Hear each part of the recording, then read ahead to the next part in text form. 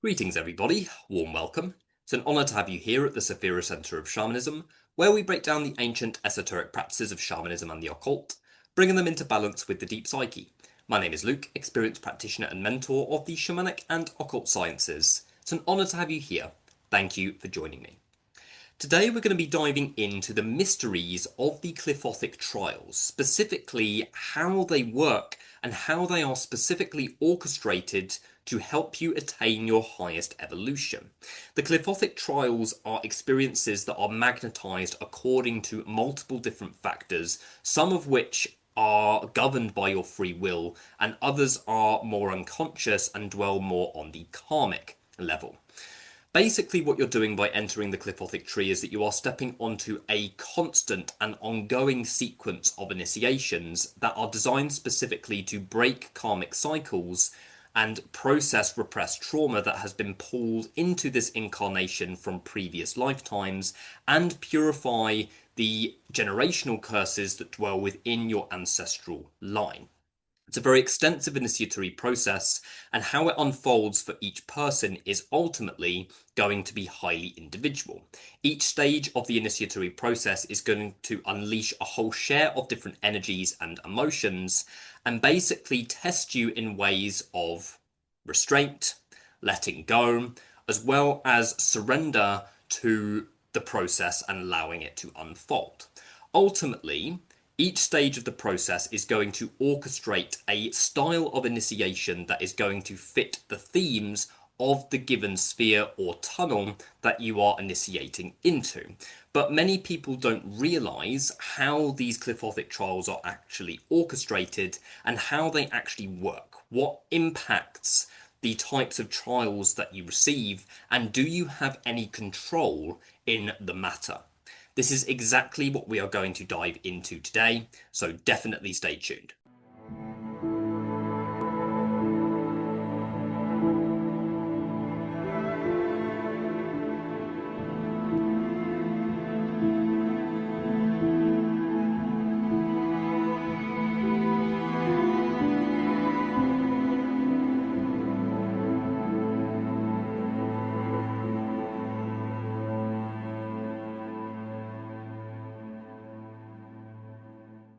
So, when a soul has come here to undergo the Qliphoth, and I don't mean come here to go into the Qliphoth to have power and for all of these superficial reasons, but when a soul has come here to embark on Qliphothic metamorphosis, they have signed up to be unmade. They have signed up to go through a process whereby they are basically here to purify the majority of the karma that they have gathered from previous lifetimes, as well as purifying the karma of the ancestral line.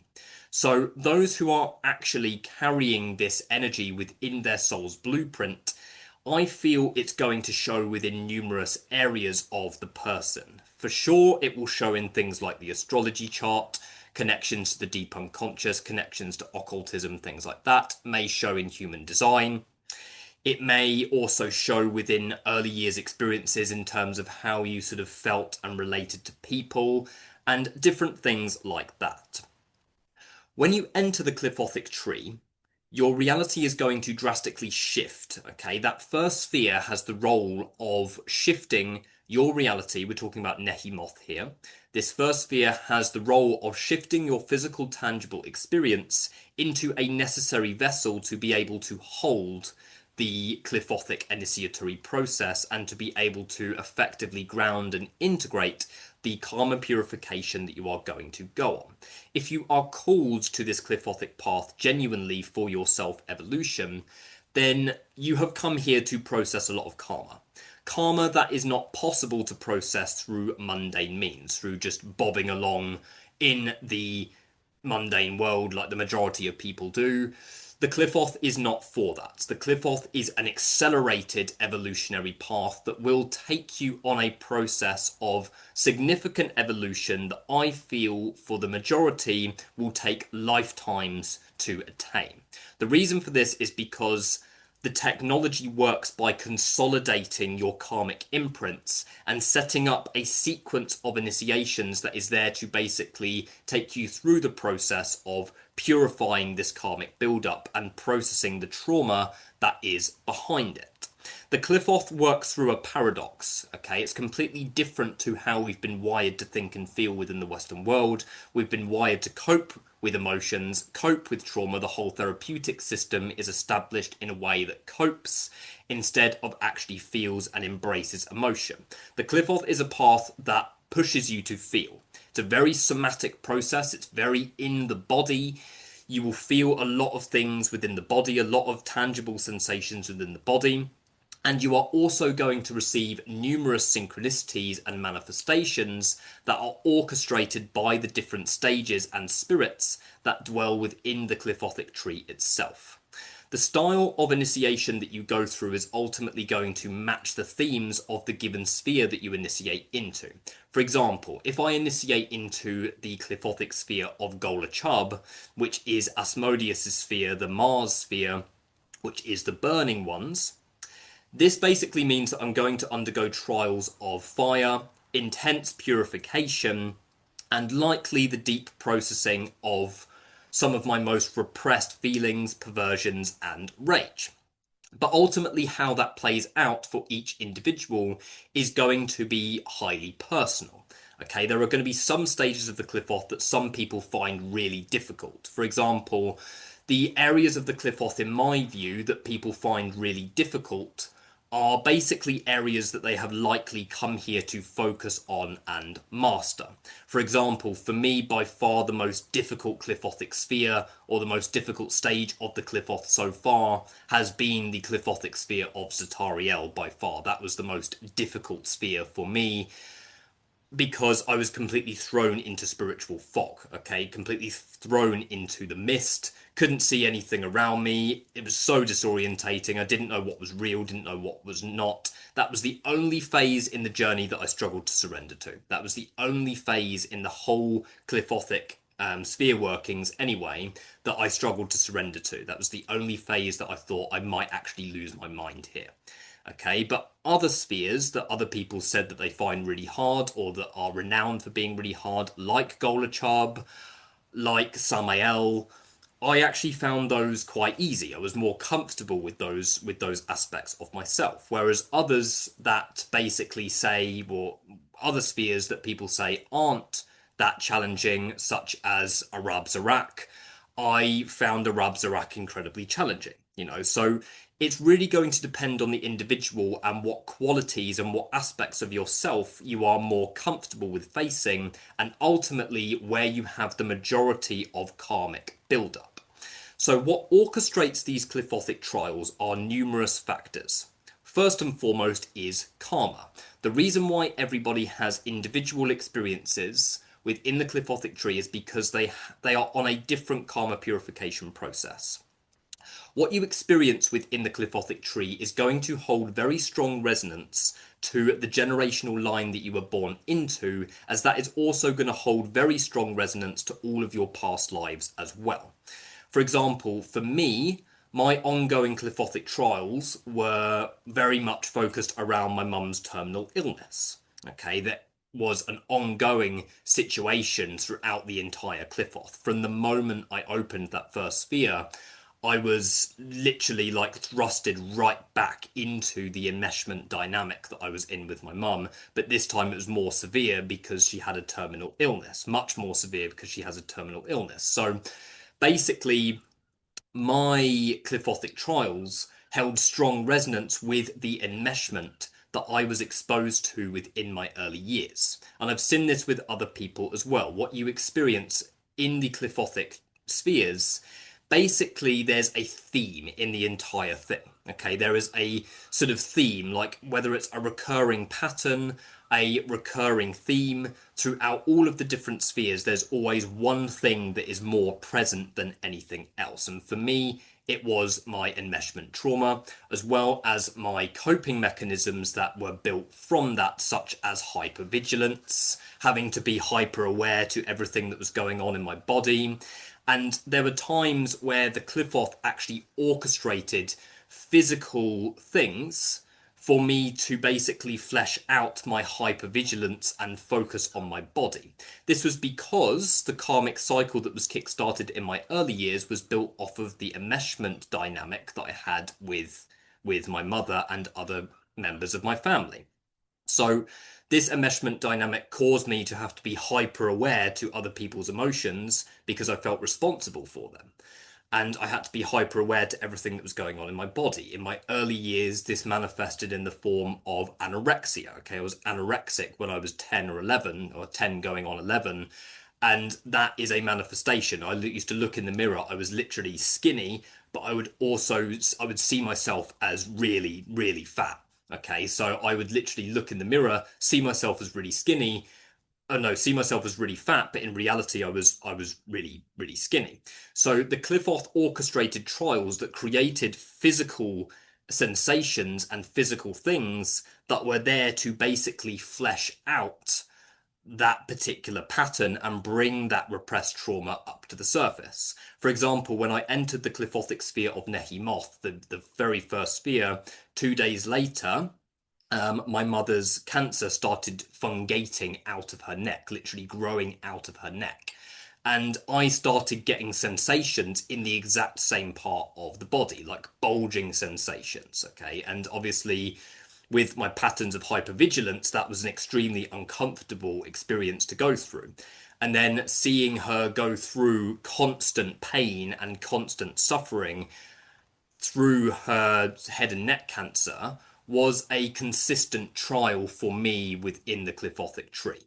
And that was deeply resonant with the things that I experienced within my early years. So basically, the patterns that are set in motion through your early years trauma are going to be deeply resonant on the karmic level with everything that your generational line has processed and experienced, as well as everything that you have processed and gathered within your past lives. So your early years trauma is basically going to be the focus point for the entirety of your Qliphothic process. Okay, and those who have been through the process may resonate with me when I say there are sort of themes throughout, okay, themes that are deeply resonant with core wounds and core traumas that were experienced within your early years.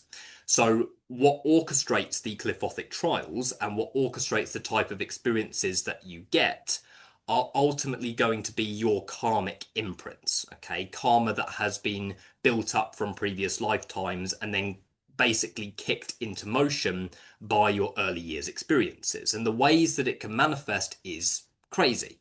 Okay, so for me in a Rabzarak, for example, I was experiencing a lot of hypervigilance and a lot of hypochondria as a result of the upheaval that was happening in my home environment. I went to a doctor, and then the doctor basically asked to do a biopsy, but this was not a normal biopsy. First of all, the biopsy thing, normally biopsy things are small, right? They're thin. This was a big, almost like demon-looking spear. Okay, and I realized as soon as I received the biopsy, in the wrong place, may I add, the biopsy was done in the complete wrong place. This was part of the trial with Bol. He was like, okay, you're going to have hypervigilance, are you? You're going to worry that you have illnesses. So I'm actually going to create an actual wound in your mouth that is in the exact same part that your mother's cancer dwells for you to be able to process. And weirdly, that experience actually fleshed out a lot of my worries because all of a sudden it was like, okay, I'm going to give you something real to focus on to show you the insignificance and the illusions of what you're focusing on. So it's like trials like that are literally mirrors of those early years experiences of having a biopsy in the wrong place, specifically to create a wound to basically trigger a whole chain of emotional responses that are relating to my personal wounds around hypervigilance. Yeah, so the Qliphothic tree is a remarkable tool because it brings you these crazy synchronicities and crazy trials that for other people, outsiders' perspective looking in, they may seem very small. This is the thing, like the Qliphoth shows you that what is illusion and what is truth, and shows you that the illusion is often sort of honed in on. okay, and drastically amplified. So basically how that works is that when you cut through a Qliphothic sphere, when you initiate into a Qliphothic sphere, you're going to receive trials whereby, you're going to start to cut through the illusion. So what can happen is that you can start to basically shift into the consciousness of that shell, and you start to basically feel on a very deep and intimate level, you feel into the illusions of everything that that sphere represents. And not all of these illusions are things that you are supposed to act on. For example, in Asmodeus' sphere, there's a lot of tests when it comes to actually feeling the deeper, most repressed aspects of yourself, from the rage to the perversions, the violations, all of the things that you repress. But then obviously there's also another trial to not actually act off of those illusions as a whole. Okay, in Gugshbla, there's a lot around coping mechanisms, desire, and inverted abundance. This basically means that it can uproot past addictions. Okay, you can start to get cravings for things that you have not got cravings, that you hadn't had cravings for ages before that particular sphere. So when you're cutting through that, you're basically starting to feel the illusion of these repressed things coming back to the surface, and obviously you're not supposed to act on those. Yeah, so the Qliphoth kind of can be quite disorientating because you start to cut through the illusions that each sphere represents, and sometimes you can get a little bit lost within the illusion that you're actually cutting through. Okay, and that's what the Qliphothic Trials are basically there to do, to show you that what you are processing and feeling on the level of whether it's coping mechanisms, on the level of different emotions, are things that you have repressed, but ultimately they are showing you the illusionary reality that has been created from the repression of these things. So what really orchestrates the Qliphothic Trials is repressed trauma from your early years that has deep karmic roots within all of your core past life experiences. Now, can your free will impact the types of Qliphothic trials that you undergo? Yes, it can. It cannot control it. Bear in mind, you can't control what you experience within the Qliphothic tree. Often, when you're leading up to the Qliphothic tree, the process already sort of starts, okay? Because you're already starting that process, your soul kind of knows that you're already moving in that direction, so the energies start to shift accordingly. Ultimately, you have free will as to whether you listen to these Qliphothic trials or to these Qliphothic illusions or not. So if I cut through a sphere like Golachab, and my free will basically is not comfortable with sitting with these emotions, so they just start acting off of literally everything that is coming up, then obviously that's my free will that is affecting that, and then obviously that is going to drastically exacerbate the initiatory trials. Another example is in Gamaliel, the sphere of Lilith. There's a lot of tests when it comes to sexual alchemy and whatever that means for you. For me, it was a lot around the redistribution of sexual energy into the higher parts of my nervous system and energy field, and ultimately practicing restraint, but also how to actually practice restraint whilst also letting go and feeling those deeper impulses as well. Obviously, if my free will was acting off of every little impulse that I was being exposed to within that sphere, then the Qliphothic trial will be ultimately different. The other thing that the free will governs within the Qliphothic process is resistance, okay? And sometimes it can be unconscious, but obviously the more resistant you are and the more righteous you are going into these initiations, the harder the trials are going to be. Okay, I've seen people who have gone into this and have completely sort of blitzed through it. Okay, I've learned a lot and have not actually experienced anything that is majorly traumatic within the Qliphoth. Okay, bearing in mind it also depends on their karmic imprints. You could say that some people may have easier Qliphothic experiences. Obviously, it's all relative, but somebody may have easier Qliphothic experiences depending on the types of karmic imprints and trauma that they have come here to ultimately process and transmute. But obviously, if you are resistant and you are basically trying to hold on to the illusion, then the trials are going to intensify and are going to be more extreme. Going back to the example of Golachab, the Qliphothic sphere of Golachab is all about passion. The theme with that sphere is passion. And the idea is that the passion, your core passion, has been locked away by all of these other sort of residual emotions that you have learnt are not worthy of feeling or shouldn't be felt within society.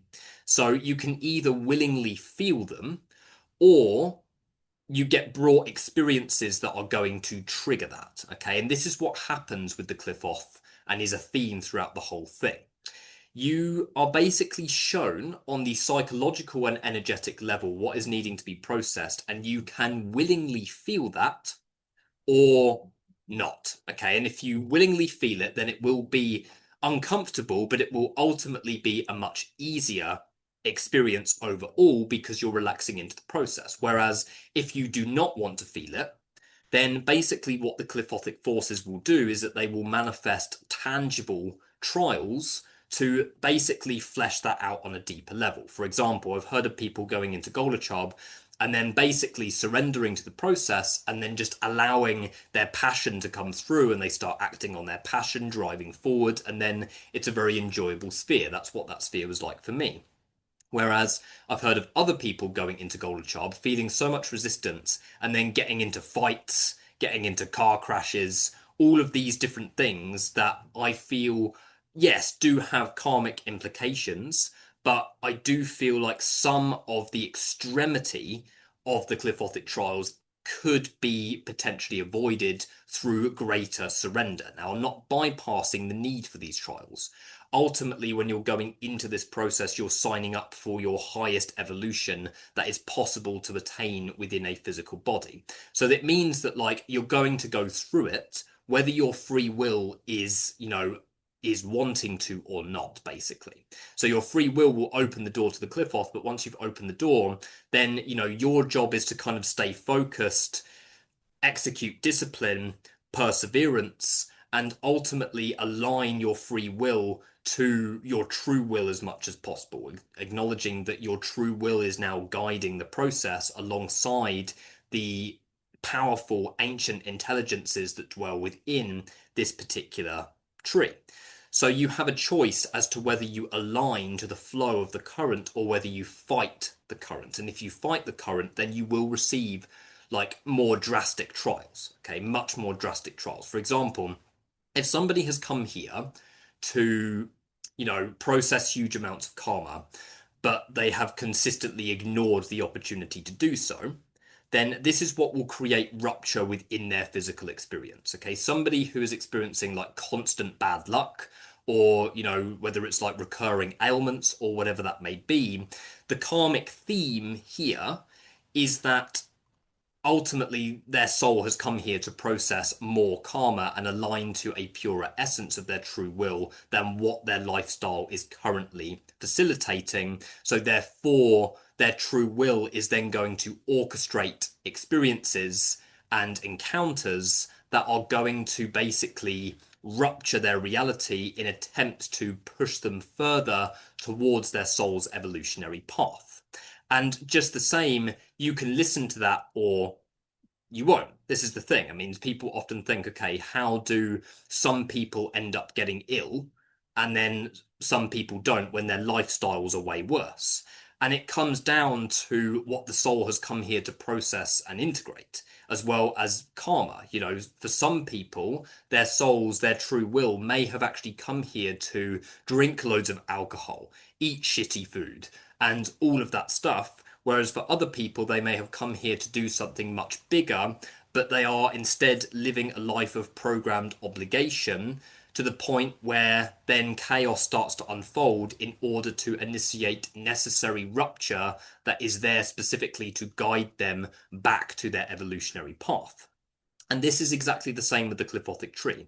You can go in and you can blitz through the process, cruise through the process, and surrender and allow the process to unfold in its own way and be willing to adapt to the energies and to the currents that are flowing through you. Or you can go in and try and fight yourself and then experience more intense initiatory trials and potentially re-traumatize yourself in the process. Okay, so the Qliphothic Trials are partially orchestrated karmically in terms of the themes of what you experience, have a deep connection to what you experienced in your early years around core wounds. For me, it was a lot around enmeshment and other stuff as well. And it's also driven by your free will. Okay, we can go through the trials willingly and cruise through them and be willing to adapt. It will be uncomfortable, but we will be willing to adapt. Or we will fight the trials and then experience more intense initiatory trials as we go through it. Now, what the Qliphoth does show you, to link to that, what the Qliphoth does really show you is how we actually feel safe within suffering. And this is why many people don't want to change. This is why many people don't want to heal. The Qliphoth really shows you on a very deep level how many people actually feel more safe in a reality that is overly complex and that induces re-traumatizing chaos. So often, if you go into the Qliphoth and you experience re-traumatizing events, there is a deeper layer to what's actually being experienced. There's a deeper layer, and in a lot of ways, you could actually be orchestrating that experience according to what you feel more comfortable with. Okay, ultimately, you have free will, so the trials are going to adjust to you. Okay, your soul is going to adjust to the decision that is made by your free will. At which point, if you make a decision to go that way, then your soul is then going to adjust to that direction. If you go that way, your soul will adjust to that direction. Okay, we can either align to it willingly or take a detour and then experience more dense initiatory trials that are basically going to guide us back. For those who feel resistant to the Qliphothic tree, this can work in the same way. Okay, I'm not saying rush into it, don't get me wrong. I'm not saying rush into the initiatory process for those who are considering it. Study it, invoke the spirits, make sure that you're well prepared in terms of trauma integration, yes. But there does come a point, particularly if the Qliphoth is following you around and you're seeing it everywhere, and you know what you're encountering day to day is very resonant with it and you're already experiencing rupture, then there's a fine line between being careful and preparing and resisting the inevitable. And when you're resisting the inevitable, it's basically where you know that you're supposed to enter the Qliphothic tree and you know that it is time to enter the Qliphothic tree because of all of the synchronicities that you are receiving within your day to day. Now, that's not a call for people to jump onto that and basically use that as a reason to basically rush into the Qliphoth. No. But if you're receiving a calling into the Qliphothic tree, it will follow you around, you'll feel synchronicities, the chaos will already start to unfold before, and then you've got to ask yourself, okay, I know I'm going to go into this eventually, am I just resisting the inevitable? And you can continue to resist the inevitable, but ultimately it could potentially work at your evolutionary detriment if you do that. If you resist it, then more rupture may manifest within your life to guide you towards it. For example, for myself, I know that if I wasn't embarking on this level of self-development, then my life would be full of re-traumatizing chaos because of the extent of the karma that I've come here to process. Okay, if I was not on a path like this, flowing with the currents of my unconscious mind and ultimately building a relationship with chaos, then I would experience a lot more. Okay, a lot more that is not actually going to be for my evolutionary best interest because the karma has to process itself some way. So we can either process it willingly by diving into these initiatory trials and undergoing what we need to, or we can completely fight against it, ignore it, pretend it doesn't exist, and then experience more intense initiatory trials that do have the potential to be more re-traumatizing, ultimately.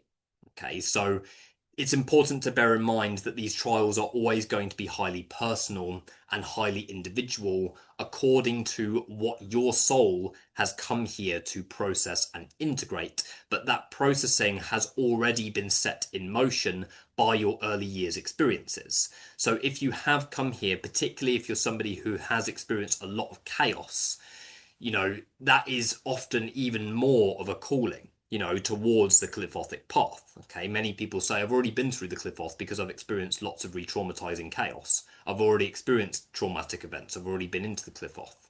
Okay, it's illusionary when people say that. It's not true. Basically, they're locked into the Qliphoth and they're resisting their evolutionary path and approaching it with righteousness by saying that I've already been through the initiatory process, and then re-traumatizing chaos is unfolding. You've got to understand that the Qliphoth does not want you to suffer. This is the thing. But you've got to take responsibility for yourself when you go into this process.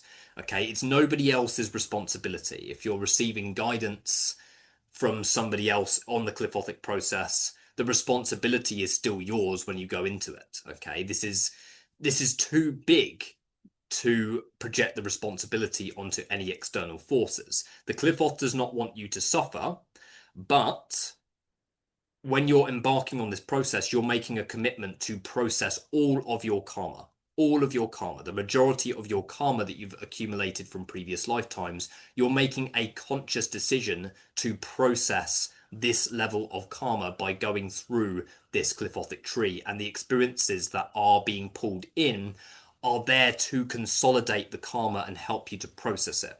Okay, so at which point, if you flow with that current, then it will be a very beautiful co-creative experience. But if you're attached to suffering and you actually feel more comfortable in suffering and you want to create more suffering for yourself, then ultimately the experience is then going to adjust to that. At which point you may be pulled re-traumatizing chaos. You may be pulled situations that are ultimately unnecessarily chaotic. Just the same as if you resist the process, your initiatory trials are also going to come in, because that karma that you have agreed on the soul level by going into this process, that karma that you have agreed to process on the soul level by going into the Qliphothic tree has to express itself somehow, so you can either willingly let it express itself and let yourself process it through your free will, or you can fight it and experience re-traumatization constantly throughout. Very, very important subject to understand. The Qliphothic trials are individual. They do not have to be re-traumatizing. They will challenge you inevitably, and ultimately are going to be a mix of both internal and external. Okay, there are some stages on the tree which are much more internal, psychologically rupturing. There are some stages of the process that are much more outwards and comes through the world around you. It highly depends on the stage of the initiation, the karma that you've come here to process, and ultimately what your free will is doing in terms of guiding the process. If your free will is resisting it, then it will re-traumatize you.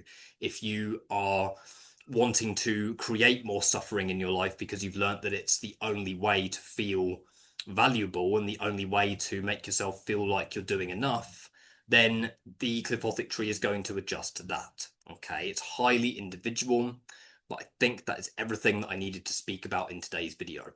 Definitely hit like and subscribe if this video was helpful to you. Check out my Patreon if you are wanting solid initiatory technologies for opening the Qliphothic tree safely and effectively. But for now, thank you guys. Definitely hit like and subscribe, and I will see you in the next video. Thank you.